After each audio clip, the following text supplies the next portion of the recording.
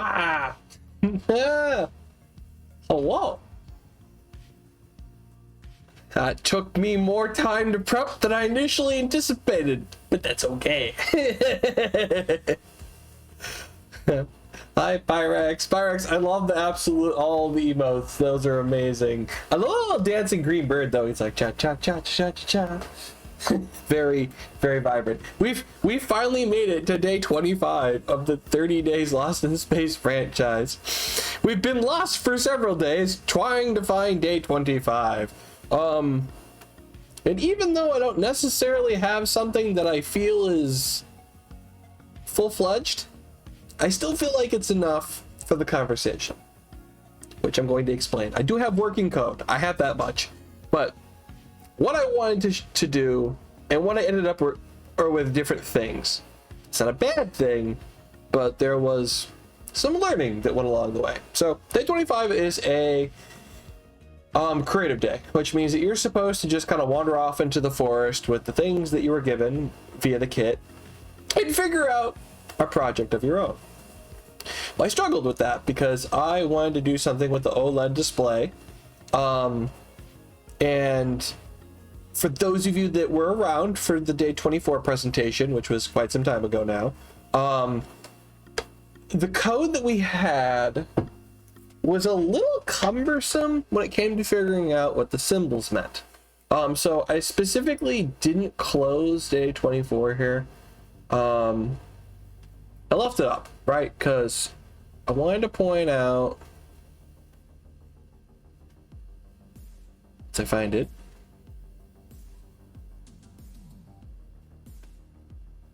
it's an awful lot of code, tell you that much. This stuff. So I have to give props to the creators about this code that makes the symbols. And to me, they called it our ship, but to me it kind of looked like a moving briefcase. Because when I show you what I came up with, they're very different things. Mine is very inefficient in an arrangement of fashion. This little thing right here is what draws the actual lander itself, like the pieces, right? And there's the comments here, right? So this is the ship top, center, left and right, and then the nozzle left and right, which makes up that shape. I wanted to make my own custom image, right? That I know I talked about it before, that I wanted to do that, and I did. I did, but the way I went about it, I think, is why this wasn't further explained, knowing how deep the scope went. I'm going to show you everything. That's what tonight is. It's me showing you what I came up with and how we got here, right? So let me swing us over to day 25. I don't recall if there was any audio for that. I know that usually there's a little blurb here, so we're going to listen to the little blurb. Hardware wise, we're a little on the light side because I spent a decent amount of time attempting to figure out this display nonsense that I've managed to put myself into. And the reason that happened is that I have a pretty decent understanding of the concepts of all the other components we've played with. I feel like we've covered them pretty decently in depth, but with the display, not so much. So I wanted to really focus on that. So we're going to listen to the little blurb here, and then we're going to get into this this little tidbit here. Or it'll do that. Yeah, I want you to play window and window, please. I want that one.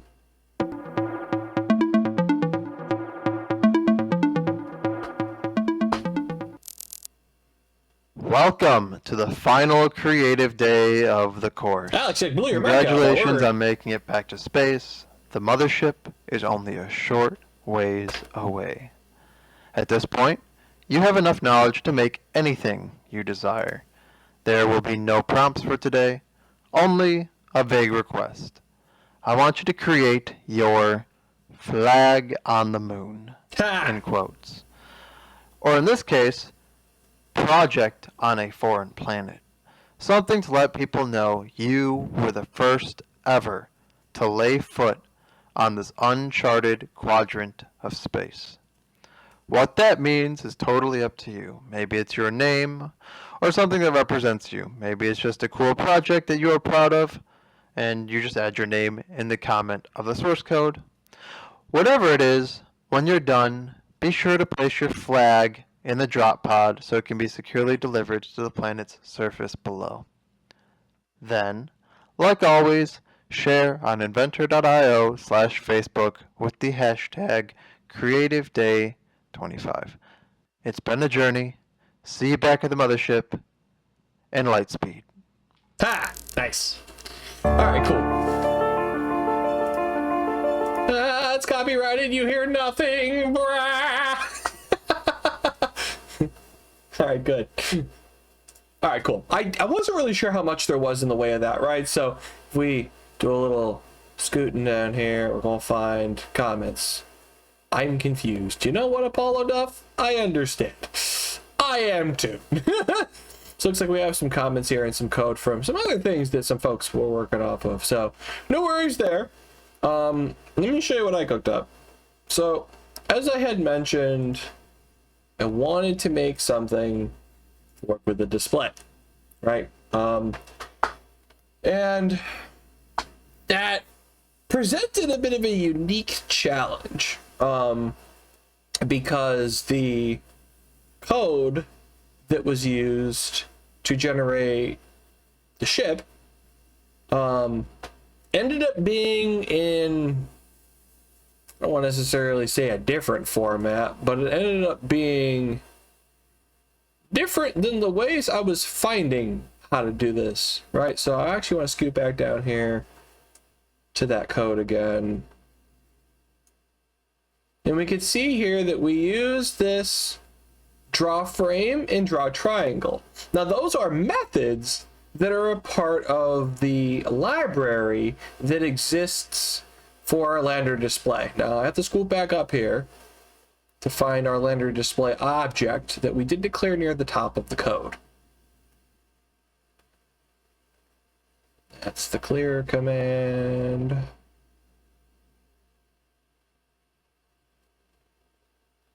Here it is. So on line 67 of day 24, we can see here that the lander display object is created by calling on this U8G2 SH106 by 128 over 64 no name, using the I2C protocol, right? Whole bunch of gobbledygook that basically says we have a display, it's of this particular resolution, and there's no reset pin on the display. That's what this U8x8 pin none means, is that there's no reset pin. Now granted, that was one of those things that when I was doing my research, I determined what on earth that was actually supposed to mean. But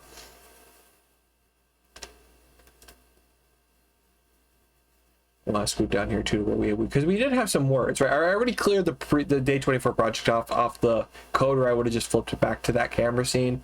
Yeah,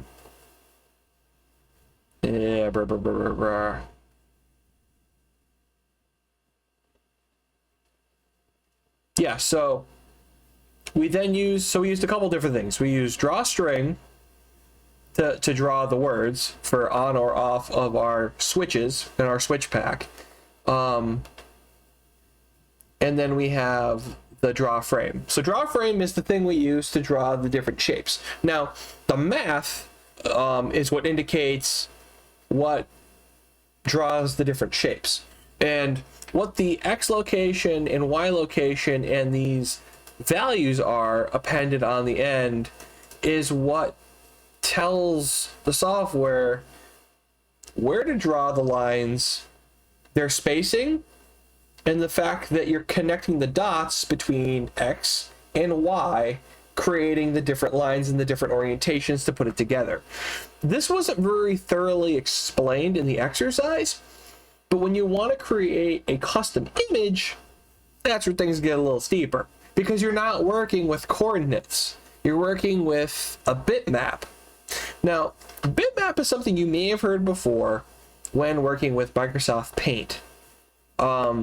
It's the same kind of thing, except images can be stored in machine code. We know this, right? Because images, like the one you're watching right now, has to be converted into a format that can be shot across the internet and then displayed on your device. Similar thing happens when you want to shove an image. You encode it into machine language and then wedge it onto the device. Now, a couple things I ran into here. Some images are more complex than others, which means that the code is bigger, and that's mildly problematic because of the facts of the more complex the image, the more space it takes up. So, before I get too far ahead of myself, let me turn the music back on. I just realized I forgot to put that back. Let me show you where we're at here. So, this is what I cooked up for day 25. Now, I have pulled from quite a few different sources to get this far. I pulled from, I think it's instructor.com. There's also, hang on, bookmarks time. Because I bookmarked a couple of them here. Instructables. So I pulled from Instructables. I pulled from randomnerdtutorials.com. Love that domain. And I actually pulled from some of the official Arduino documentation. So arduino.cc, as in Charlie. Pulling from all these different places to put something together. And it's funny because what I wanted to show for today was the display, and then use the 3 dip switches to cycle through 3 different things. Now, you're going to see the switch pack, but it's not going to be functional. I didn't pull it off the board because it got kind of late, and then I thought to myself, this isn't going to happen the way I want it to because I don't know enough yet. When you're trying to encode an image and shove it into the project, you need the correct amount of space in 2 different places. The running memory, also known as the RAM, and the storage on the device. Now, the problem I found myself in is that the first program that I used to encode my image into machine language made the image too big, even though I was set to the right resolution. The display we have is 128 pixels by 64. And what I found is that the code it produced was so big that it wouldn't fit in the running memory. Because what happens is that when you put your project on your Arduino board, right? Or in our case, it's a Hero branded board, right? You have to fit the project into the flash memory of the device. I had to look this up before stream, so I had the appropriate numbers here. Our Hero board has 32 KB of memory, and 0.5 meg MB is the bootloader. The bootloader is the operating system that loads our code, which means I need that there, or it's not going to work at all. The other challenge is how much RAM there is while the ATmega 328P, which is the little microcontroller, is running, has for moving stuff around. I'm sure that all of you, in some capacity, have opened too many tabs in Google Chrome, and your machine got kind of angry at you. Similar thing happened in the compiler when I tried to put way too much A into the local storage and B what would have had to load into local memory. It straight up told me this bitmap is too large to fit on the chip. And I went, oh, well, if this one's too large to fit on the chip all by itself, well, there's no way I'm going to fit 3 of them on here. That's not going to work so well. So what I ended up doing was just settling on the 1 image. Now, the reason that I mentioned that I pulled from a couple different sources to put this together is that we need to take our picture and convert it into machine language, right? So I ended up finding two different avenues, and I'm going to show you both of them. The one that didn't work for me, and then the one that did work for me. I'm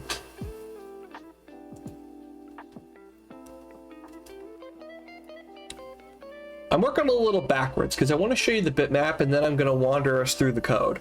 So we're going to actually start at the bottom.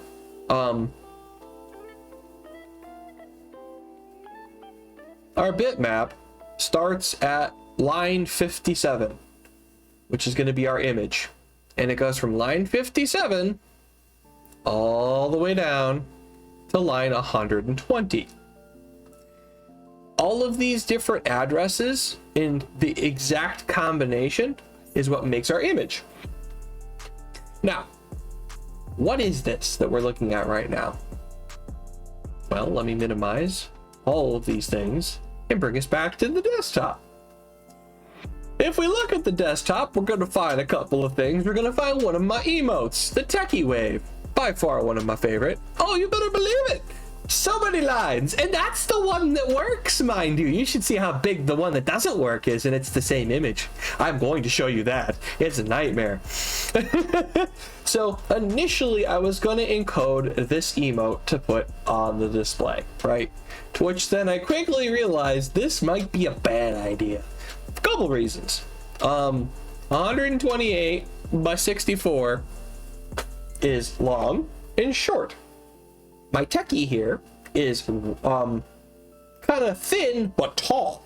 We're in the wrong aspect ratio, which means I was going to have to squish my little buddy here down to make him a little stubbier, right?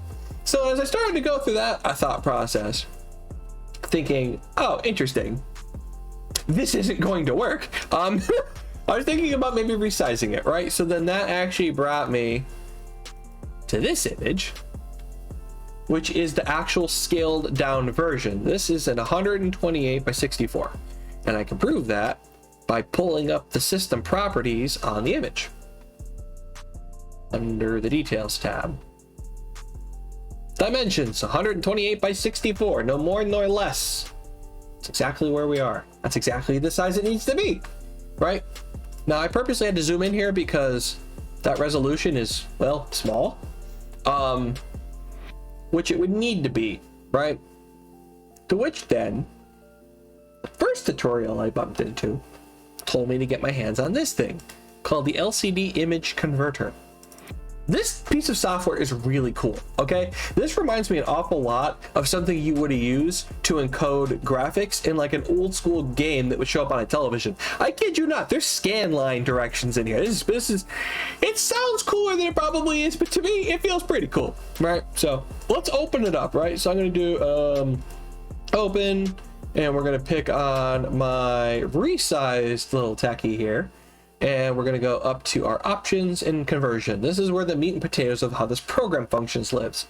The tutorial I was following there, right, that was going to get us to some flavor of success, had us set the preprocessor to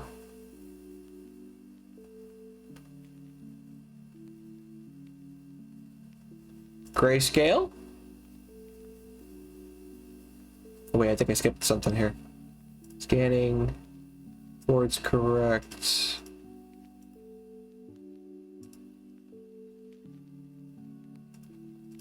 Right, no, that's right. Oh, I'm in the wrong tab. I'm in the wrong tab. It's supposed to be under the image tab. But did it actually remember my settings? It did remember my settings. Okay, I thought it was going to forget these along the way. Which means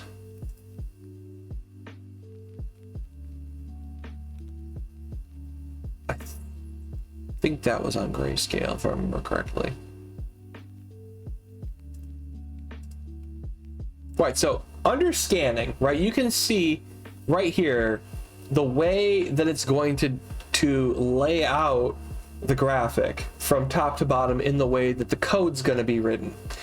Because for it to draw the image, if you were to read the code, because it's a big block of addresses, right? and then it uses those and it reads from left to right because it's a processor, and then it's going to draw them all, right? Well, if I choose for things to go a different way, say bottom to top, well then the bottom of the image will be at the beginning of the block of code, not the other way around.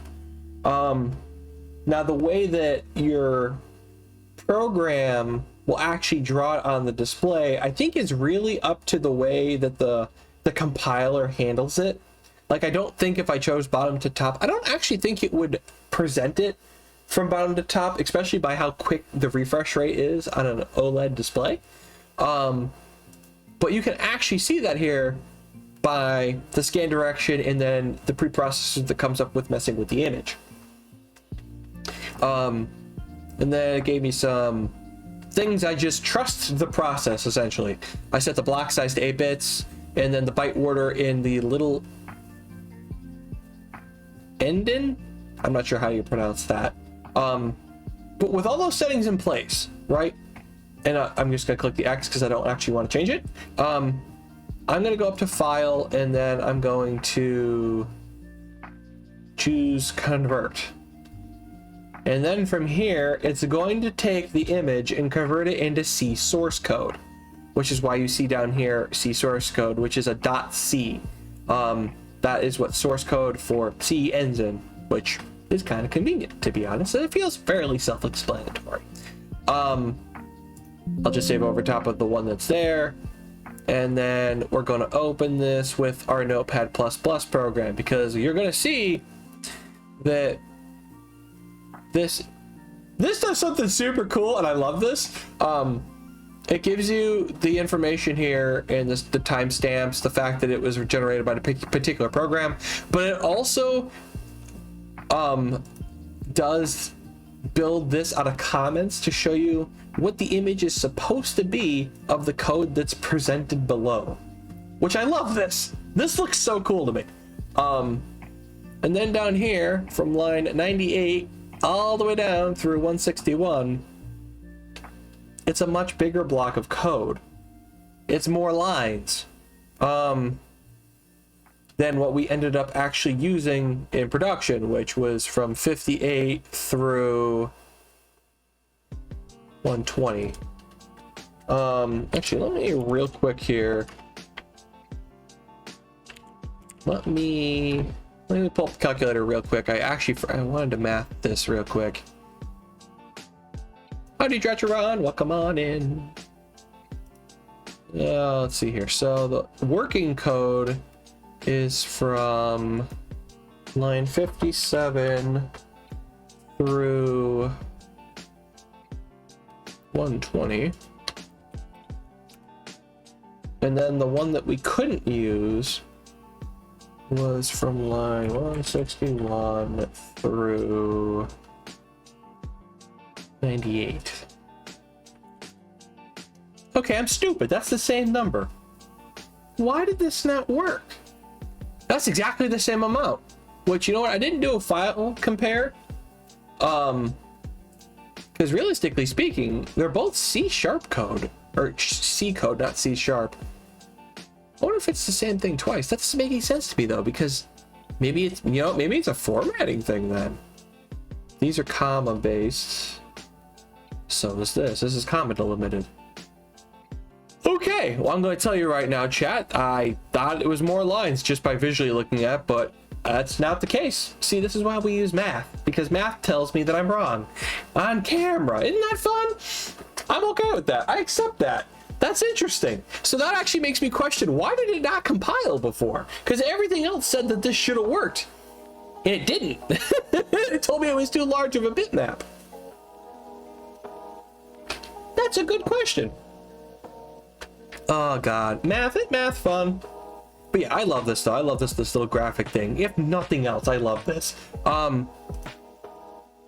Okay, so we didn't use this, right? I'm showing you this. We did not use the Techie Toaster Wave, okay? We didn't use that. We ended up using an actual toaster, which is this.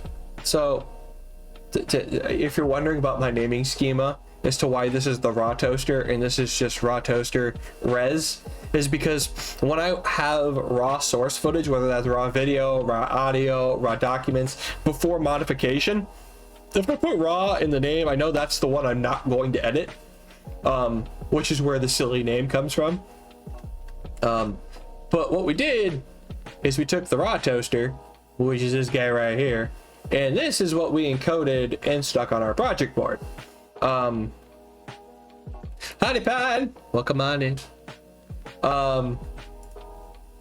So, but here's the kicker, right? I told you that this program didn't work, right? I couldn't get it to work, which doesn't make sense to me now that I realize that it's the same amount of lines of code. My mind's kind of blown there. But keeping the bus moving along here, let me show you what I did use though, because this is cool. Through one of the tutorials I was looking at is this open source tool that has been made available, and they accept donations from this GitHub that I have here near the top of the screen. You upload your image, and you can take your byte array or your image, you turn it into a byte array, or vice versa. You could go back.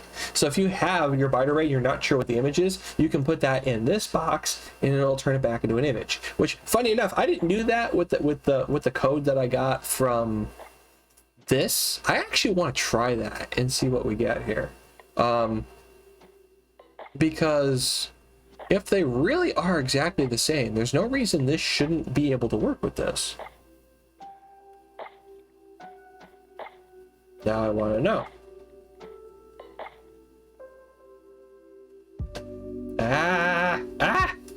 Hang on, I should have went the other way. Oh, it is bigger. It's not more lines, but it's a hell of a lot longer. I didn't even realize that. Look at that scroll bar. Holy Batman. Woo, mama. All right, that might actually answer the question. It's not more lines, but it sure is a heck of a lot bigger. I feel less dumb now. We'll see if that's even accurate, but you know, it's fun.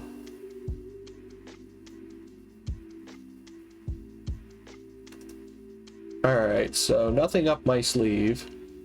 Oh, good, you're out of the ads. Welcome in, Cyberlord. Hello.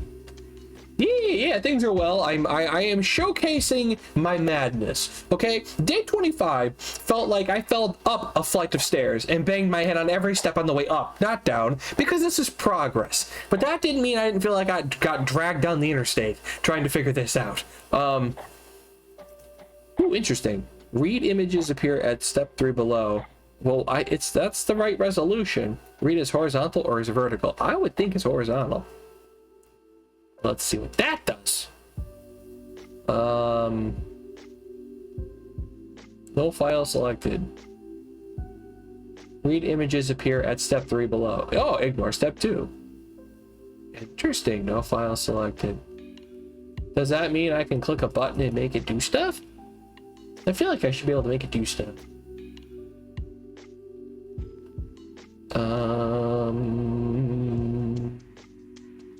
Generate. I don't want to generate the code. What if I said copy output? No, nothing. Interesting. I find that fascinating that supposedly you can go the other way. Right, select the image or paste the array. I'm not gonna lie, it makes me a little sad. I was kind of... I kind of wanted to see it go the other way. Right there. No file selected. Alright, well fine. That doesn't work the way I want it to. Naturally, but at least I can show you what would happen. So we're gonna browse, and then we're gonna pick on our resized toaster. It's gonna attach it, and then down here in the preview we can see, oh wait, that was the preview, because I have 2 of them here now. All right, hold up, let me refresh the page. Interesting. So that was my preview. Let me put that back in there for a second. It's a couple of bars. I didn't realize there was nothing down here for the preview. It actually did work as intended. Just, it's bad. Yeah, well, what if I say read as vertical? What did that do? Oh, okay, all right, so it does work. It's just, all right, that doesn't quite answer my question as to why it didn't work on the Arduino, but it makes a lot of sense because wait. It's not Arduino code though. This is in C. Maybe that's why. See, because I told this to generate. It works, but not really. Yeah. Well, when I use this website, I told the output of the code I wanted it to be in the Arduino code, so that it would actually play nice with the compiler. That's the whole reason I use this website. All right, let me reset this real quick, and I'm gonna browse Toaster, open. I'm gonna do. There's the preview. It's the Arduino code, and then I click generate. And here's what it generates. So what I had copied is this block right here. Now you can see that's actually not as many. It's the same amount of lines, but it's not as wide. It is less data. I do realize it would probably make a heck of a lot more sense if I took this and actually, put them in a side-by-side comparison. But you get the point. It's smaller, just not as many. I'm so blown away that it's the same amount of lines and it's two different programs. I don't know why. I don't know why that's shaking me so bad. Nor here nor there. Let's get back to the actual project though. So I took the thing, right, and then I put it in this program. It gave me this block of code. Now, this is only part of the disaster I found myself in because, as you know, this is not shapes and this is not static text. I'm working with something that is an image that's been broken down into a bunch of memory addresses. So that meant I needed to also find my method of stumbling through the dark to read this into something that would, make sense to this program, right? So that meant I needed to figure out which libraries you use to process bitmaps. So we're going to start top to bottom and work our way through it, because some of this is going to look a little similar and some of this is going to be a little different.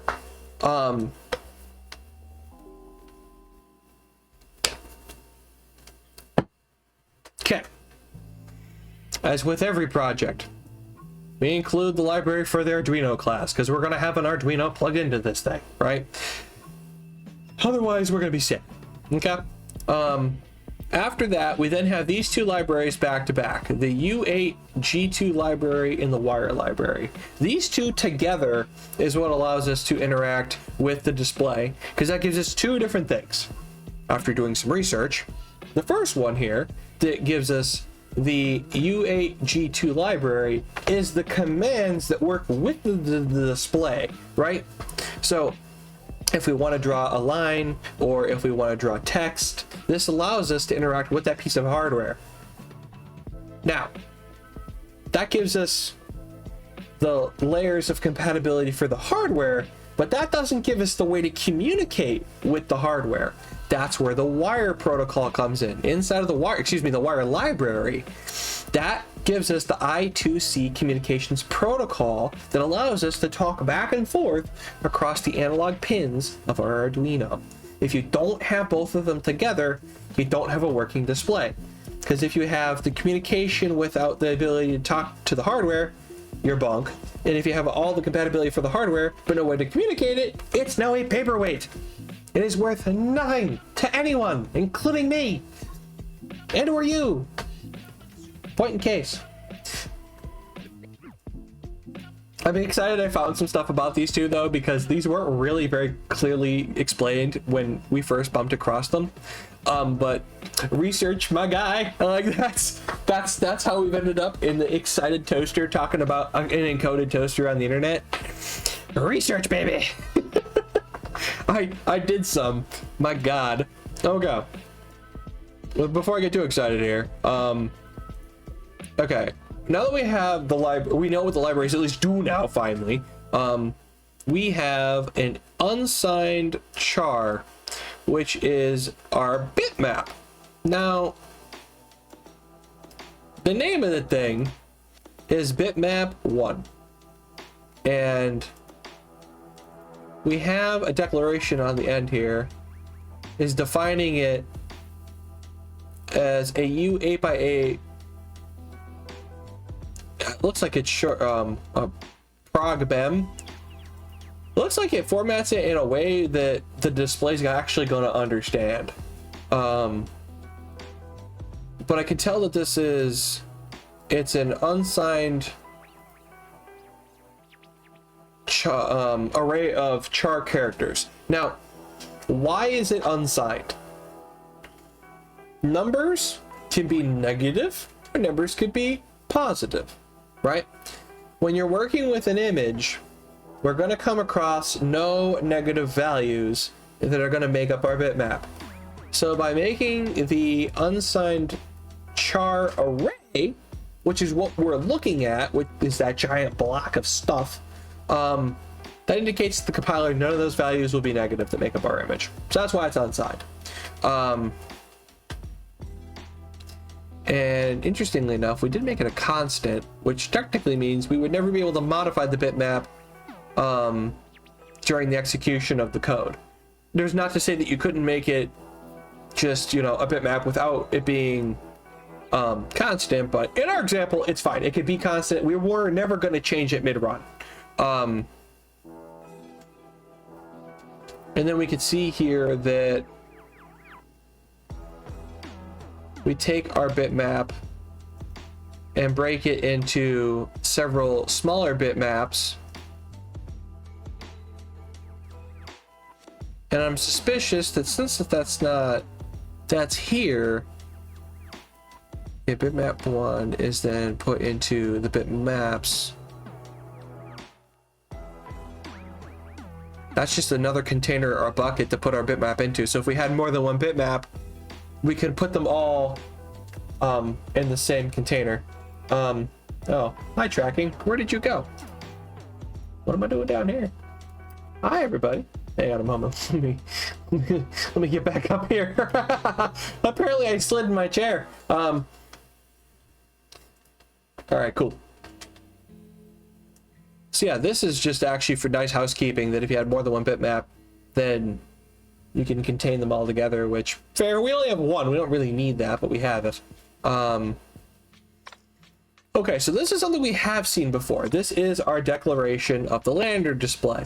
Now, I didn't rename this to just display or something different because frankly, it doesn't really matter too much. We're working off of the idea of the 30 days of space. I could tell you for a fact that this was a bigger part of a project I was making. I would give this a more meaningful name, but lander display is fine. Not that big of a deal. The names are for you, not for the program. The program doesn't care what the name is, but if you can't read your code, or future you can't read your code, well then you're doing yourself what's called a disservice. Case in point. Now on our display, we do not have the reset pin. Now apparently there are some versions of the 128 by 64 OLED display that has an additional pin for resetting the display, to which then the line of reset would be omitted. That's not a part of the code anymore if you have that pin. There's actually some slightly different language to deal with a display that has one. The way you deal with it further down in the code is kind of the same, but the way that this is written up top is a little different than that. Which is again fine, but it goes to show how hardware specific some of these lines can be. The more we play with whether that's Wi-Fi receivers, Bluetooth receivers, other hardware that has communication tied to it, whether that's collecting, you know, input from like a button array or from multiple sensors, there's different language that ties into the way you write the code that you interact with it. And that might be just as simple as code flipping a switch by telling it we don't have that pin. We're writing it in the code, so then there's no worry. The compiler now knows that that's not physically there. I anticipate we're going to see more of that as we proceed to continue doing more Arduino fun on this channel. Excuse me. Okay, so then from here, these can be ignored because we don't have the lander. I must not have remembered to remove that. Orlando height and width. Yeah, those are not used in this context. Like I had mentioned, I was copying and pasting a lot of stuff, so we might find some things in here that don't actually apply anymore. I thought I cleaned most of that up. Apparently I missed some stuff. Okay, so we then did start our serial connection. Now, something I found interesting is that there were some examples that ran the serial console at a much higher speed. Here's the problem. The hero board doesn't go that fast. So I had to actually look at previous exercises to find that our speed is 9600 baud.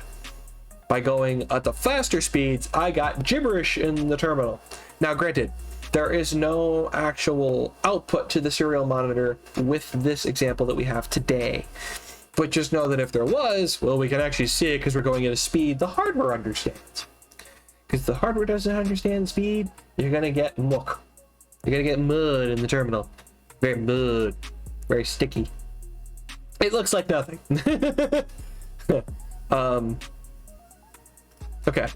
This is exactly the same from the other exercises, is actually the initial setup of our display. So we're going to turn the display on hardware wise. Now, initializing the display does not mean something's going to appear on the display. It just simply means that you're telling the hardware to get ready. And that's a part of that wire protocol. The I2C that does through the analog pins, tell it to get in a ready state. And then we choose our font. There are lots of different fonts. I just reused the one that was provided to us. The nice thing is that there is a nice list of all the fonts that this display supports in the help documentation that you can find that's included with the library. So that's handy. And then we use some math to figure out the height of our font and then our positioning for our Y coordinate. And then from here, we actually clear the display. Now, if there was anything that was lingering in memory from a previous iteration, this is what would clear it off of the display. The thing about the memory on a microcontroller is that if it loses power and it comes back on, you can have stuff that's in your permanent memory, like say you had a variable of like the temperature of your bedroom, right? Saying it was 60 degrees Fahrenheit. And then the power went out and it came back on, and then if your program doesn't re-record the temperature of the room and it was written to memory that it was at 60 degrees Fahrenheit, well then it's going to just use that value unless you set it to use a new check at startup. So you gotta be a little careful when you're writing code for the Arduino suite, because if you have something that's going to involve permanent memory, you want to make sure that when your next iteration, whether that's at startup time or during one of the many loops that are going to go through the code, is that you don't accidentally process stale data. Why am I saying that? Because a display could have stale data depending on if you're pulling things from memory and then sending them to the display. A little bit earlier, I mentioned that we have a 32 kilobyte worth of storage for our actual program in the bootloader. And we also have 2 kilobytes of RAM. That's not a lot in either direction, but if you're not doing anything too hilariously intensive, like I attempted to accomplish, that's enough.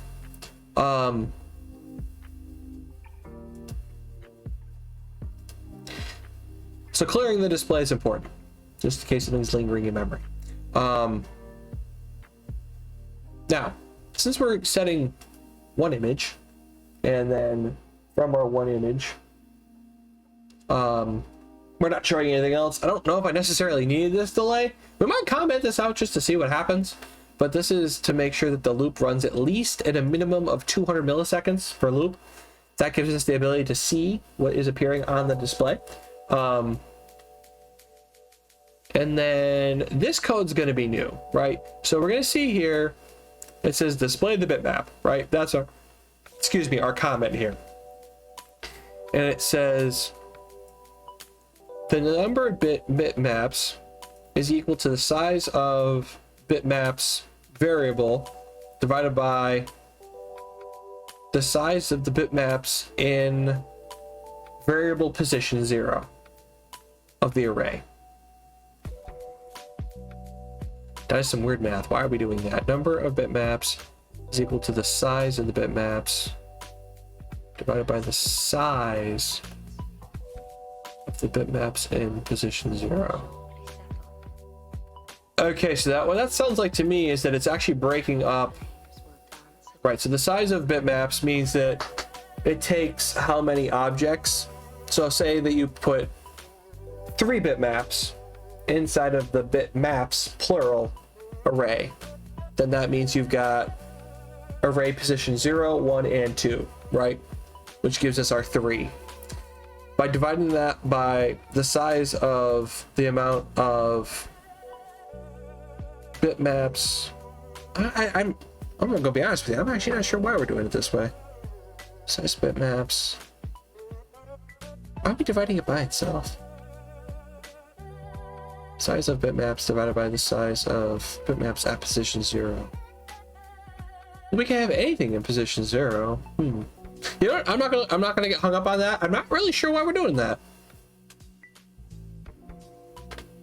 And then from here we fall into a loop where we take, like a lot of other things, just we increment to get through all the bitmaps by taking the number that we calculate from up here from this very strange math that is not making apparent sense to me at the moment.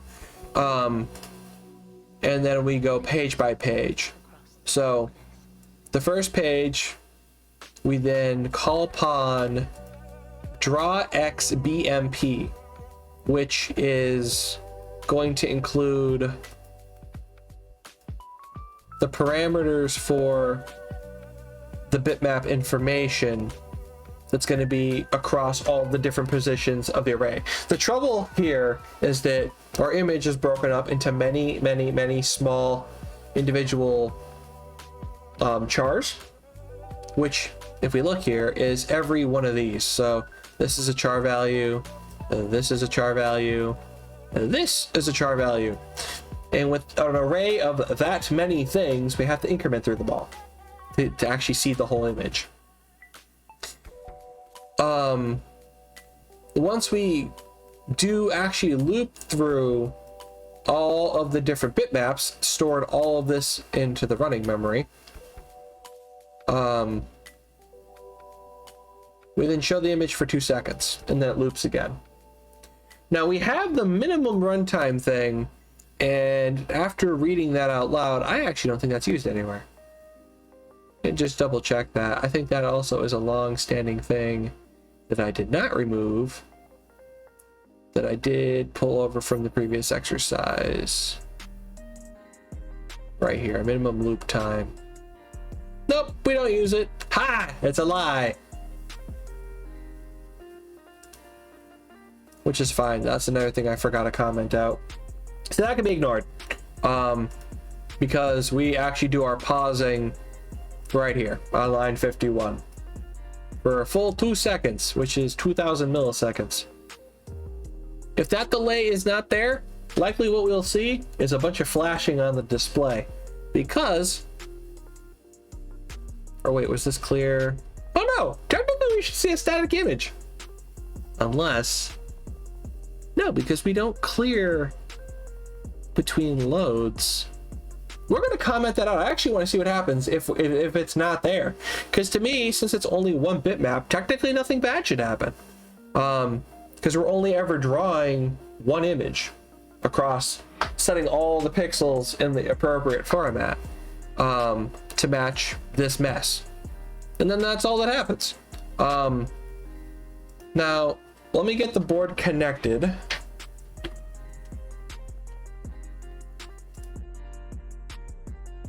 As it stands right now, I do have the program already loaded, so you can also see the challenge is to what this looks like with the loaf of bread that I loaded. And as you can see there, that looks pretty bad. Or, excuse me, not loaf of bread, the toaster that I uploaded, that bitmapped toaster. So if I bring this up nice and high, boy oh boy, that does not actually seem to look an awful lot like a toaster.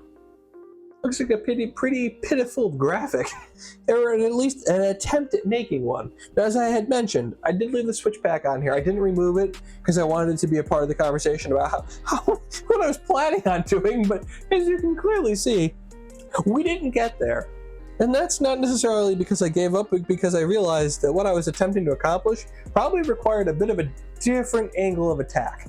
Since I didn't try to actually store any of the bitmap information into storage, or condense it in some way to fit better into storage, the idea and practicality of trying to do more than just one image this way, I didn't think would work very well. Now, with the board connected, what we're going to do here is I am going to switch us back to bench. Not the bench. Back here. I'm going to re-upload the program without changing anything, because if I hit upload, it'll tell us the statistics of how much space that's taking up and how much we have left. I actually didn't take note of that when I uploaded this to board after I got it to work. So the sketch used 11,848 bytes of memory, so that leaves us 36% of the program storage space. The global variable used is 963 bytes, which works out to 47% of our dynamic memory, leaving us actually some headroom. So okay, it actually looks like I could have fit more in here. Now, my attempt of using the C sharp code, I am going to drop this in here into the compiler to show you the error. But before I do that, I want to take out that delay of 2 seconds and see what happens to the display. Do you guys think that we're going to see blinking? Do you think we're going to see nothing? What do you think is going to come up on our display? Because right now we have nothing too terribly impressive, but I think if I take that delay out, something's going to be different. I'm just not sure what. My money is on thinking it's probably going to be blinking. That fairly rough looking blob of a graphic. Or who knows, maybe we'll see nothing. We're going to find out here in a second, because I'm going to remove that by commenting out line 51 like so, and then I'm going to hit upload, and we're going to see what's going to happen.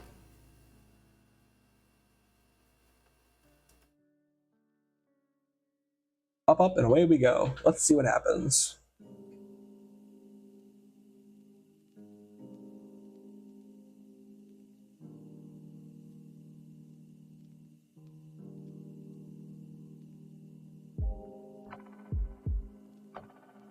All right, so I saw a little bit of a flash there. Let me take a look at the bench myself. Because right now, the image is static. I just want to make sure that what I'm seeing on the camera and what you guys are seeing on the camera actually lines up with what's happening here. Because the struggle is that cameras also have a refresh rate. I want to make sure that this just wasn't matching that. But that doesn't seem to be the case. So that put us in a position where nothing actually changed. And I kind of thought we'd have a little more blinking, because the fact that it's still looping through the code like that.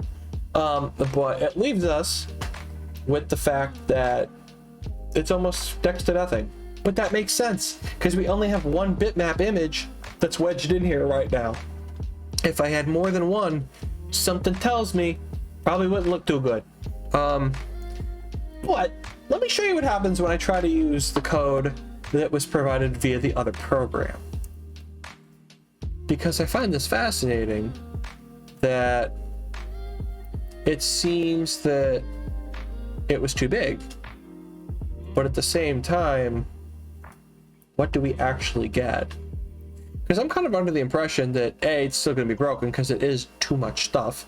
But I'm curious as to what the language phrasing is going to be. So I'm just going to back that out, and then I'm going to drop that in.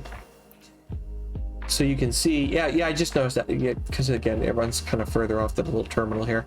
And actually it bumped us so far to the side. I have to hit home to come back. Okay, so let me just try to verify it because I know it won't upload.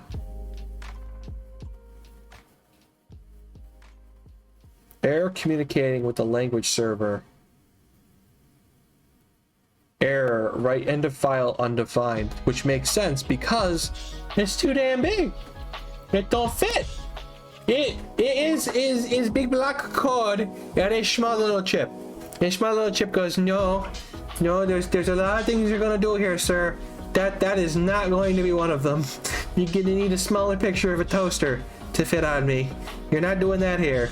That is 100% what is happening with this, because it's just too much stuff. Now, what I do find interesting is it doesn't tell me how much extra I am here, because it just simply, it overflowed the buffer on the chip, so it fails validation because it's so damn big. It won't even tell me how much too big it is. It just simply says, get out. That's not happening. And it's funny, you actually can see this little bit of a red hue, which indicates where the error is. So the error does exist starts on line 56 because it's ginormous, and that's not going to work. Which is how I ended up where we are. I definitely think there's some workability in the code, right? To produce images in a more efficient manner, right?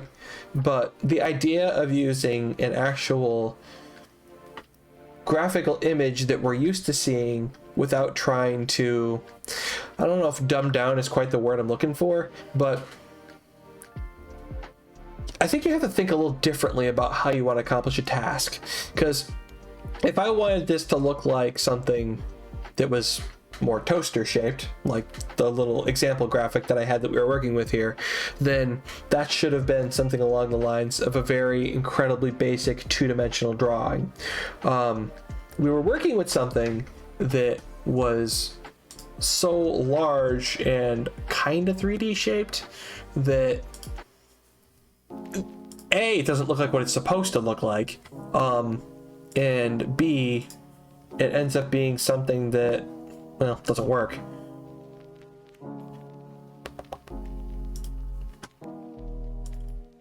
Because even though I thought this looked two-dimensional enough, it's still kind of an overly complicated shape for the type of display that we're hooked up to.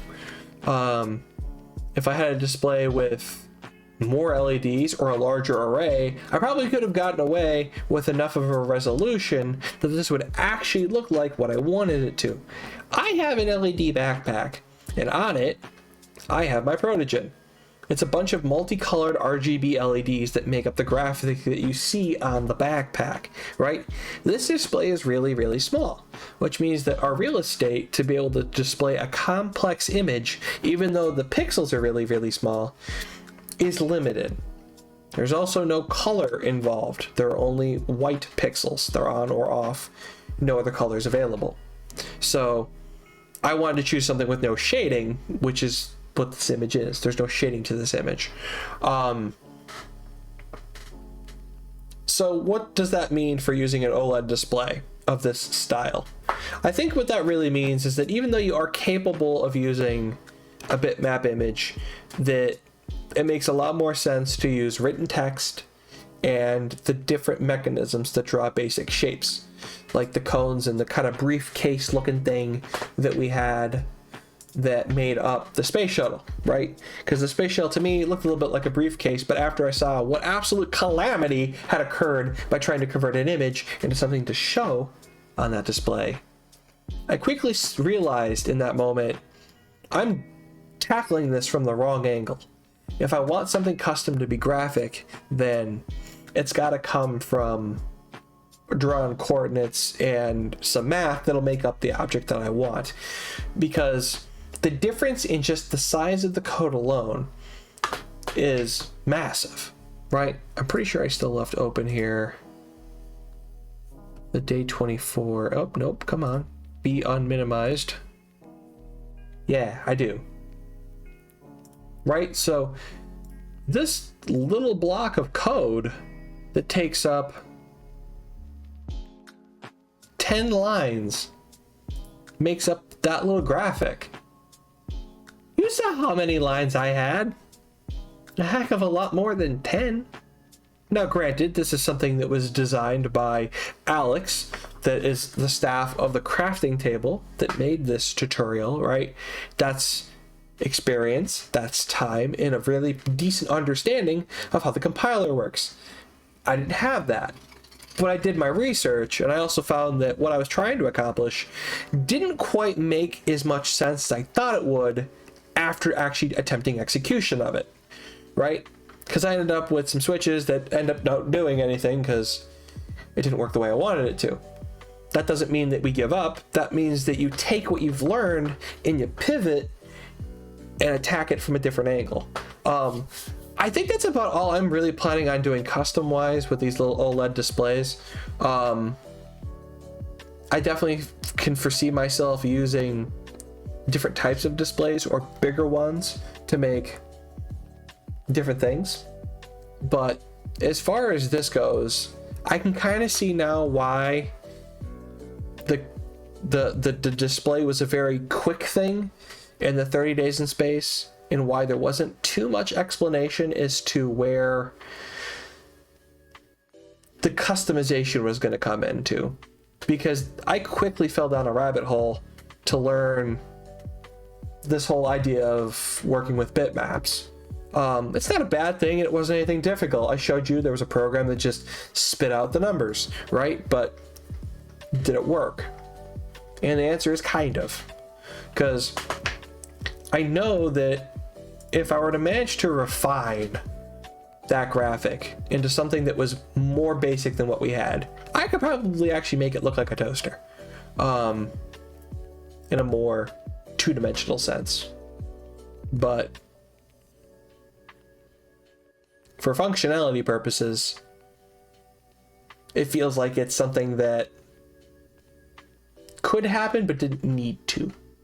But it's cool though. I did actually want to attempt to make something custom on the display.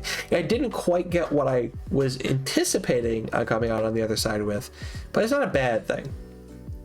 As goes a lot of things that we tend to learn in this world. I didn't necessarily anticipate it working out like that, but I'm okay with it. That just simply means it didn't quite work the way I wanted it to. But that's not a bother, that's learning.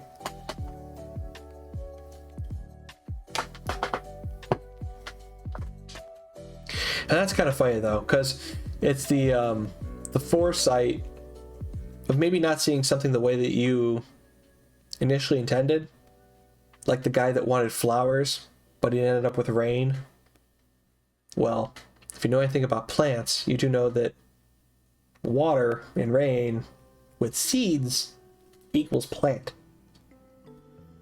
You know, and kind of seeing something from a bit of that outside perspective, just pivot yourself to see things a little differently, is a part of what makes coding what it is. Because I could try and bang my head on my monitor all night long to try to get a graphic to look a very particular way, but maybe that's not the way I should be trying to tackle the solution. Now great, there wasn't any problem here I was trying to solve. I just simply wanted to try to make something specific happen on this little display.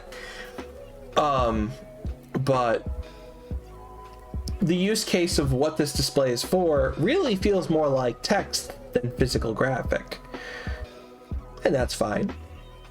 I do like the little briefcase looking space shuttle thing though here that we have, with just those couple of lines of code that basically is some fancy math to draw some lines. Any of you in chat remember the concept of the graphing calculator from back in high school or secondary school for my UK audience? How you would dump some coordinates and some mathematical equations into your calculator, and then out would pop something. It looked like something all right, but it was something that was hard to visualize in that sense. You never work with a graphing calculator? Oh, I could promise you it's just math, but more brain pain shaped. There's a lot of different mathematical things you can do on a graphing calculator that has a visual representation, like sine, cosine, tangent. These are all things within, I think, the grasp of trigonometry, I want to say, is the bucket those things belong into. But if you tell it to draw it as a graphic, you'll get lines that'll move a very particular way, which is how a lot of these basic displays actually work, is based on some mathematical equations. Fancy that. Math. Who thought math and coding would be in the same space together?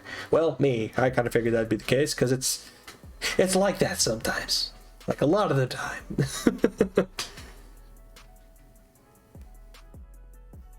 I knew of those calculators and what they could do, but never did it yourself. Okay, all right, got you. Yeah, no, that's totally valid. And unless you had an exercise that was taking you through what that's about, then naturally there wasn't any doing it yourself kind of thing, unless you had something specific you were looking into, to which then it happens, right? Research is a good time when it comes to that. But yeah, not quite where I thought I'd end up with day 25, but I'm okay with it.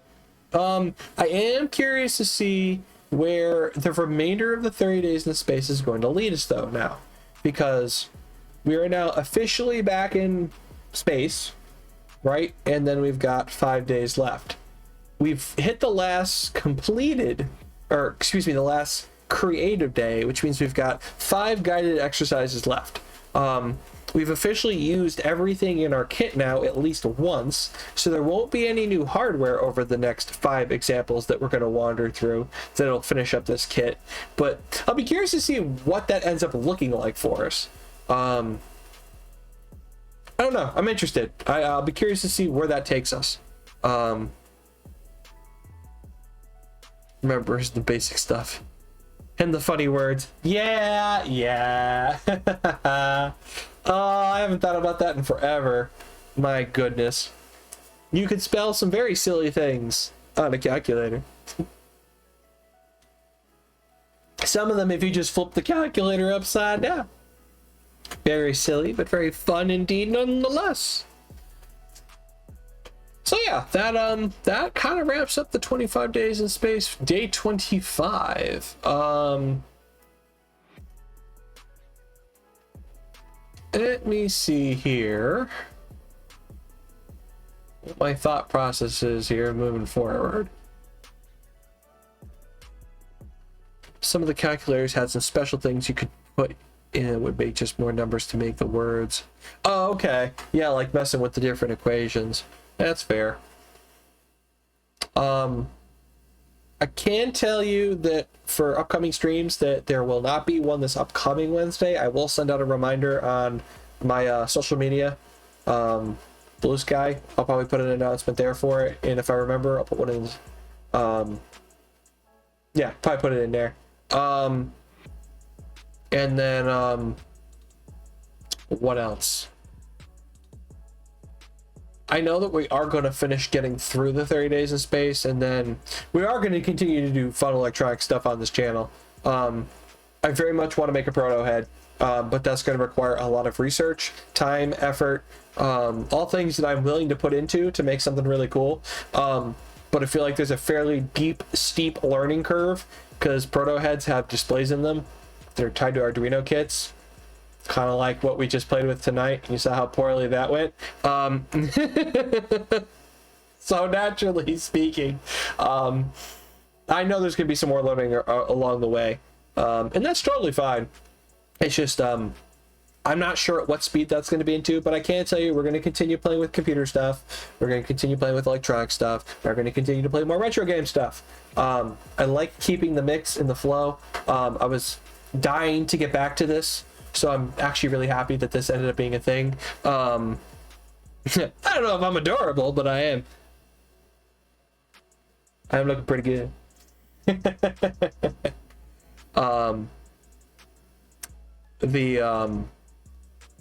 Yeah, so we're going to continue to do more stuff, but I will not be here next Wednesday.